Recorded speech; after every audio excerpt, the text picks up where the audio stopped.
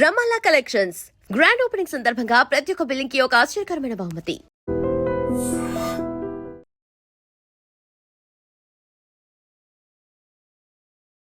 ప్రస్తుతం మనం మహబాద్ జిల్లా తొర్రూరు మున్సిపాలిటీకి సంబంధించి ఇక్కడ ఎంత టఫ్ ఫైట్ నడిచింది అని అంటే బీఆర్ఎస్ వర్సెస్ కాంగ్రెస్, ఇంకో పార్టీ లేదు.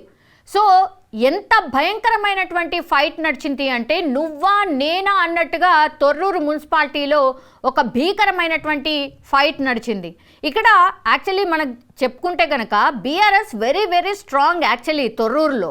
సో ఇక్కడ స్పష్టంగా రిజల్ట్స్లో కూడా అదే కనిపిస్తోంది. కొన్ని మున్సిపాలిటీస్లో వన్ సైడెడ్గా బీఆర్ఎస్ చాలా స్ట్రాంగ్గా ఫైట్ చేసినట్టు మనకైతే అర్థమవుతోంది. అందులో భాగంగానే తొర్రూరు అని కూడా చెప్పొచ్చు. సో తొర్రూరు మున్సిపాలిటీలో 1వ వార్డులో బీఆర్ఎస్ గెలుపొందింది, 2వ వార్డులో కాంగ్రెస్ గెలుపొందింది. ఇక్కడ అభ్యర్థులు ఎవరు గెలుపొందారు ఏంటి అనేది కూడా మనము అంటే పేర్లు ఇంకా రాలేదు. బట్ 3వ వార్డులో బీఆర్ఎస్ గెలుపొందింది 189 ఓట్స్ మెజార్టీతో.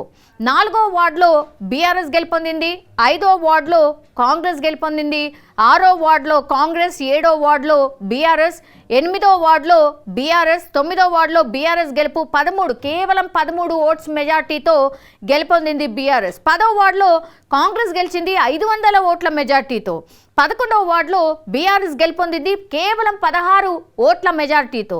12వ వార్డులో బీఆర్ఎస్ గెలుపొందింది, 13వ వార్డులో కాంగ్రెస్ గెలుపొందింది, 14వ వార్డులో కాంగ్రెస్ గెలుపొందింది, 15వ వార్డులో బీఆర్ఎస్ గెలుపు కేవలం 13 ఓట్లతో గెలుపొందింది. ఇక 16వ వార్డులో కాంగ్రెస్ విన్ అయింది. సో మొత్తంగా ఇక్కడ చూస్తే 16 వార్డులుంటే 9 వార్డులలో బీఆర్ఎస్ గెలుపొందింది, 7 వార్డులలో కాంగ్రెస్ గెలుపొందింది. అందుకే నేను ఫస్ట్ చెప్పినప్పుడు కూడా కంప్లీట్లీ ఇక్కడ వార్ వన్ సైడ్ కాదు, చాలా ప్లేసెస్లో వార్ వన్ సైడెడ్గా కాంగ్రెస్ వైపే మొగ్గు చూపారు. కానీ తొర్రూరు మున్సిపాలిటీలో స్పష్టంగా మనకు అర్థమవుతోంది ఎంత టఫ్ ఫైట్ ఇచ్చింది బీఆర్ఎస్ అనేది.